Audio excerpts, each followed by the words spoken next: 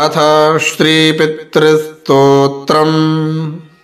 रुचिरुवाच अर्चितानाममूर्तानां पितॄणां दीप्ततेजसां नमस्यामि सदा तेषां ध्यानिनां दिव्यचक्षुषाम् इन्द्रादीनां च नेतारो दक्षमारीचयोस्तथा सप्तर्षीणां तथान्येषां तान्नमस्यामि कामदान् मन्वादीनां च नेतारः सूर्याचन्द्रमसोस्तथा तान्नमस्याम्यहं सर्वान् पितॄनप्युतथावपि नक्षत्राणां ग्रहाणां च वायव्यग्न्योर्नभस्तथा द्यावापृथिव्योश्च तथा नमस्यामि कृताञ्जलिः देवर्षीणां च नित्रिंश्च सर्वलोकनमस्कृतान् अक्षय्यस्य सदा दात्रीन् नमस्येऽहं कृताञ्जलिः प्रजापतेः कश्यपाय सोमाय वरुणाय च योगेश्वरेभ्यश्च सदा नमस्यामि कृताञ्जलिः नमो गणेभ्यः सप्तभ्यस्तथा लोकेषु सप्तसु स्वयंभुवे नमस्यामि ब्रह्मणे योगचक्षुषे सोमाधारान् पितृगणान् योगमूर्तिधरांस्तथा नमस्यामि तथा सोमं पितरं जगतामहम् अग्निरूपांस्तथैवान्यान् नमस्यामि पितॄनहम् अग्निसोममयं विश्वं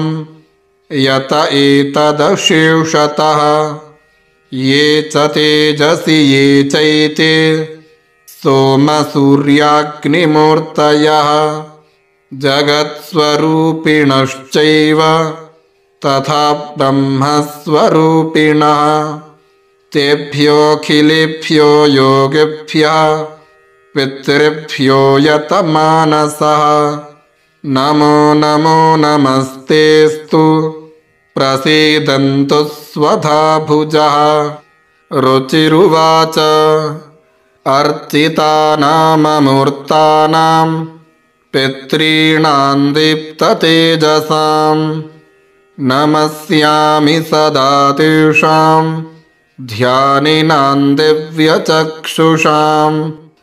इन्द्रादीनां च नेतारो दक्षमारीचयोस्तथा सप्तर्षीणां तथान्येषां तान्नमस्यामि कामदान् मन्वादीनां च नेतारः सूर्याचन्द्रमसोस्तथा तान्नमस्याम्यहं सर्वान् पितॄनप्युतथावपि नक्षत्राणां ग्रहाणां च वायव्यग्न्योर्नभस्तथा द्यावापृथिव्योश्च तथा नमस्यामि कृताञ्जलिः देवर्षीणां च नित्रिंश्च सर्वलोकनमस्कृतान् अक्षय्यस्य सदा दात्रीन् नमस्येऽहं कृताञ्जलिः प्रजापतेः कश्यपाय सोमाय वरुणाय च योगेश्वरेभ्यश्च सदा नमस्यामि कृताञ्जलिः नमो गणेभ्यः सप्तभ्यस्तथा लोकेषु सप्तसु स्वयंभुवे नमस्यामि ब्रह्मणे योगचक्षुषे सोमाधारान् पितृगणान् योगमूर्तिधरांस्तथा नमस्यामि तथा सोमं पितरं जगतामहम् अग्निरूपांस्तथैवान्यान् नमस्यामि पितॄनहम् अग्निसोममयं विश्वं यत एतदशेषतः ये च तेजसि ये चैते सोमसूर्याग्निमूर्तयः जगत्स्वरूपिणश्चैव तथा ब्रह्मस्वरूपिणः तेभ्योऽखिलेभ्यो योगिभ्यः पितृभ्यो यतमानसः नमो नमो नमस्तेऽस्तु प्रसीदन्तु स्वधा भुजः। रुचिरुवाच अर्चितानाममूर्तानां पितॄणां दीप्ततेजसां नमस्यामि सदा तेषां ध्यानिनां दिव्यचक्षुषाम् इन्द्रादीनां च नेतारो दक्षमारीचयोस्तथा सप्तर्षीणां तथान्येषां तान्नमस्यामि कामदान् मन्वादीनां च नेतारः सूर्याचन्द्रमसोस्तथा तान्नमस्याम्यहं सर्वान् पितॄनप्युतथावपि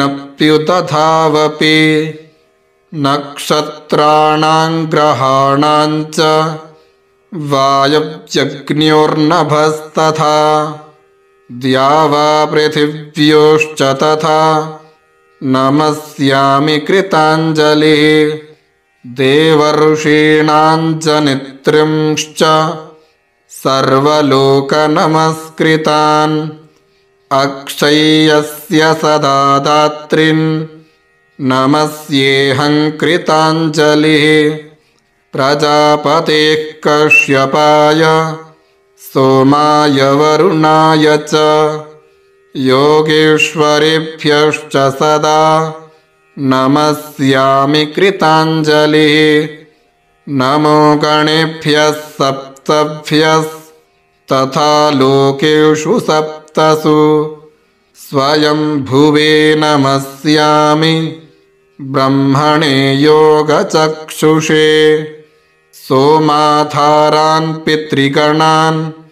योगमूर्तिधरांस्तथा नमस्यामि तथा सोमं पितरं जगतामहम् अग्निरूपांस्तथैवान्यान् नमस्यामि पितॄनहम् अग्निसोममयं विश्वं यत एतदशेषतः ये च तेजसि ये चैते सोमसूर्याग्निमूर्तयः जगत्स्वरूपिणश्चैव तथा ब्रह्मस्वरूपिणः तेभ्योऽखिलेभ्यो योगिभ्यः पितृभ्यो यतमानसः नमो नमो नमस्तेऽस्तु प्रसीदन्तु स्वधा भुजः। रुचिरुवाच अर्चितानाममूर्तानां पितॄणां दीप्ततेजसां नमस्यामि सदा तेषां ध्यानिनां दिव्यचक्षुषाम् इन्द्रादीनां च नेतारो दक्षमारीचयोस्तथा सप्तर्षीणां तथान्येषां तान्नमस्यामि कामदान् मन्वादीनां च नेतारः सूर्याचन्द्रमसोस्तथा तान्नमस्याम्यहं सर्वान् पितॄनप्युतथावपि नक्षत्राणां ग्रहाणां च वायव्यग्न्योर्नभस्तथा द्यावापृथिव्योश्च तथा नमस्यामि कृताञ्जलिः देवर्षीणां च नेतृंश्च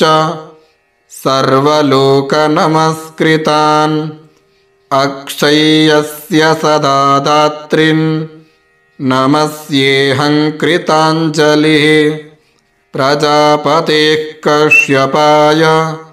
सोमाय वरुणाय च योगेश्वरेभ्यश्च सदा नमस्यामि कृताञ्जलिः नमो गणेभ्यः सप्तभ्यस्तथा लोकेषु सप्तसु स्वयंभुवे नमस्यामि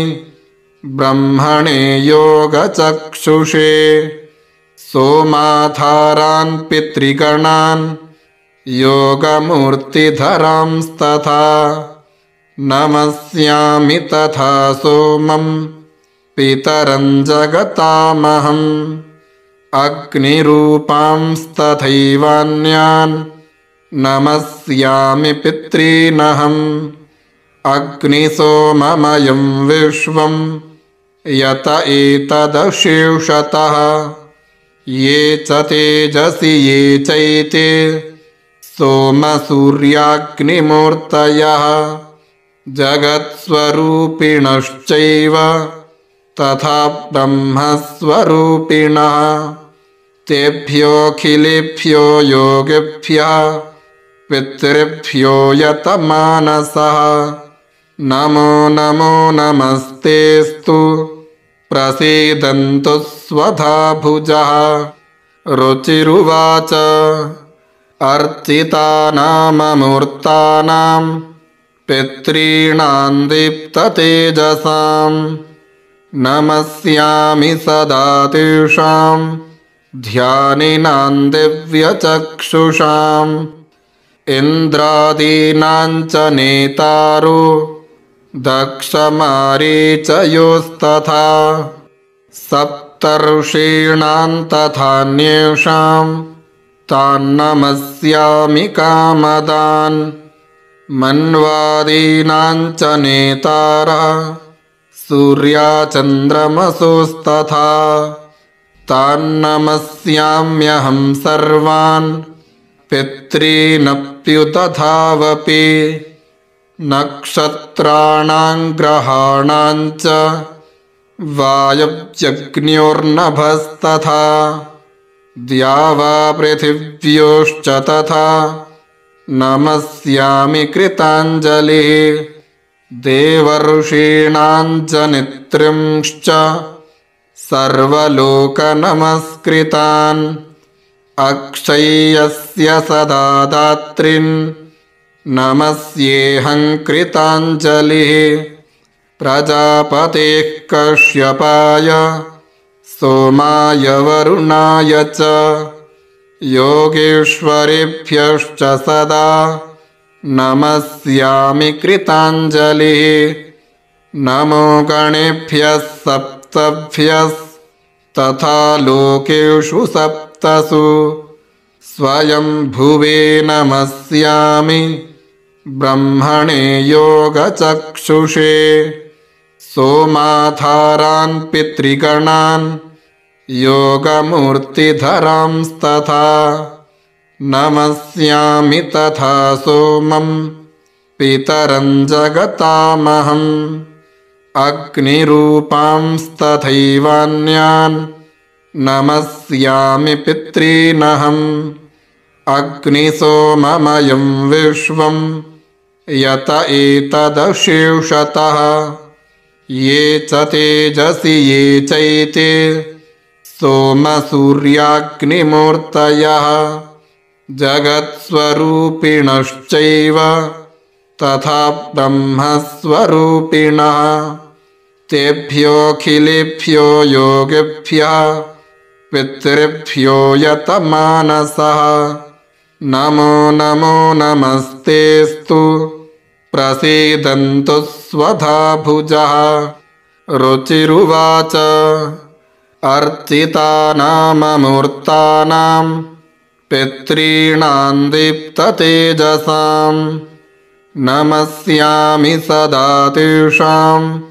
ध्यानिनां दिव्यचक्षुषाम् इन्द्रादीनां च नेतारो दक्षमारीचयोस्तथा सप्तर्षीणां तथान्येषां तान्नमस्यामि कामदान् मन्वादीनां च नेतारः सूर्याचन्द्रमसोस्तथा तान्नमस्याम्यहं सर्वान् पितॄनप्युतथावपि नक्षत्राणां ग्रहाणां च वायव्यग्न्योर्नभस्तथा द्यावापृथिव्योश्च तथा नमस्यामि कृताञ्जलिः देवर्षीणां च नित्रिंश्च सर्वलोकनमस्कृतान् अक्षय्यस्य सदा दात्रीन् नमस्येऽहं कृताञ्जलिः प्रजापतेः कश्यपाय सोमाय वरुणाय च योगेश्वरेभ्यश्च सदा नमस्यामि कृताञ्जलिः नमो गणेभ्यः सप्तभ्यस्तथा लोकेषु सप्तसु स्वयंभुवे नमस्यामि ब्रह्मणे योगचक्षुषे सोमाधारान् पितृगणान् योगमूर्तिधरांस्तथा नमस्यामि तथा सोमं पितरं जगतामहम् अग्निरूपांस्तथैवान्यान् नमस्यामि पितॄनहम् अग्निसोममयं विश्वं यत एतदशेषतः ये च तेजसि ये चैते सोमसूर्याग्निमूर्तयः जगत्स्वरूपिणश्चैव तथा ब्रह्मस्वरूपिणः तेभ्योऽखिलेभ्यो योगिभ्यः पितृभ्यो यतमानसः नमो नमो नमस्तेऽस्तु प्रसीदन्तु स्वधा भुजः रुचिरुवाच अर्चितानाममूर्तानां पितॄणां दीप्ततेजसां नमस्यामि सदा तेषां ध्यानिनां दिव्यचक्षुषाम् इन्द्रादीनां च नेतारो दक्षमारीचयोस्तथा सप्तर्षीणां तथान्येषां तान्नमस्यामि कामदान् मन्वादीनां च नेतारः सूर्याचन्द्रमसोस्तथा तान्नमस्याम्यहं सर्वान् पितॄनप्युतथावपि नक्षत्राणां ग्रहाणां च वायव्यग्न्योर्नभस्तथा द्यावापृथिव्योश्च तथा नमस्यामि कृताञ्जलिः देवर्षीणां च नित्रिंश्च सर्वलोकनमस्कृतान् अक्षय्यस्य सदा दात्रीन् नमस्येऽहं कृताञ्जलिः प्रजापतेः कश्यपाय सोमाय वरुणाय च योगेश्वरेभ्यश्च सदा नमस्यामि कृताञ्जलिः नमो गणेभ्यः सप्तभ्यस्तथा लोकेषु सप्तसु स्वयंभुवे नमस्यामि ब्रह्मणे योगचक्षुषे सोमाधारान् पितृगणान् योगमूर्तिधरांस्तथा नमस्यामि तथा सोमं पितरं जगतामहम् अग्निरूपांस्तथैवान्यान् नमस्यामि पितॄनहम् अग्निसोममयं विश्वं यत एतदशेषतः ये च तेजसि ये चैते सोमसूर्याग्निमूर्तयः जगत्स्वरूपिणश्चैव तथा ब्रह्मस्वरूपिणः तेभ्योऽखिलेभ्यो योगिभ्यः पितृभ्यो यतमानसः नमो नमो नमस्तेऽस्तु प्रसीदन्तु स्वधा भुजः। इति श्रीगरुडपुराणे ऊननवतितमोऽध्याये रुचिकृतपितृस्तोत्रम्।